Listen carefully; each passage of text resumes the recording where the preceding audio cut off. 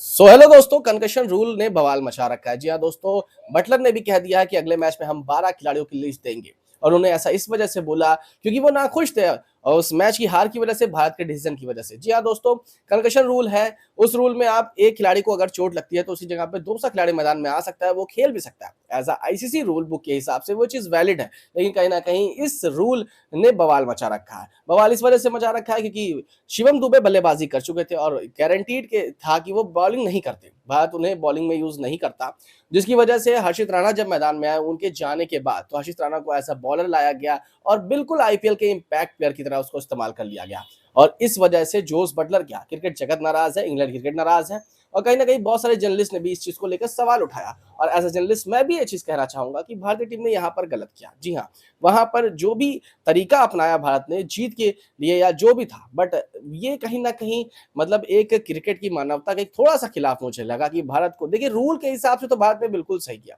लेकिन अगर आप थोड़ा सा सोचेंगे तो आपको समझ में आएगा कि अगर शिवम दुबे वहां पर एक बल्लेबाज थे, बॉलिंग बैटिंग ऑलराउंडर थे, तो उनकी जगह पे एक बैटिंग ऑलराउंडर आप भेज देते। नहीं था तो आप बॉलिंग तो शिवम दुबे से कराते नहीं, तो आपने हर्षित राणा को भेजकर बॉलिंग क्यों करा दी? तो इस वजह से ये एक बिल्कुल इम्पैक्ट रूल की तरह हो गया और जिसकी वजह से जोस बटलर जो कप्तान है वो नाराज हुआ और शायद इम्पैक्ट प्लेयर का जो इस्तेमाल किया उसकी वजह से इंग्लैंड को हार मिली और भारत को जीत मिली, जिसकी वजह से सीरीज में 3-1 से भारत आगे हो चुका है,